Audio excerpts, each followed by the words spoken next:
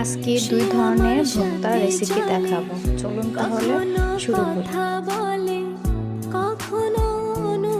প্রথমে মাছের মধ্যে লবণ হলুদ মাখিয়ে ভেজে নেব। পাতিলে তেল দিয়ে মাছ ভেজে নেব। বেশি ভাজা যাবে না, তাহলে শক্ত হয়ে যাবে। তারপর ওই তেলে পেঁয়াজ রসুন মরিচ বাদামি করে নেব।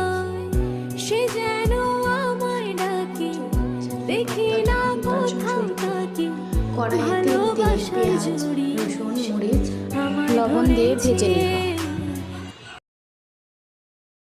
তারপর চিংড়ি মাছ ধুয়ে ওই চিংড়ি মাছ পেঁয়াজের মধ্যে দিয়ে দেব।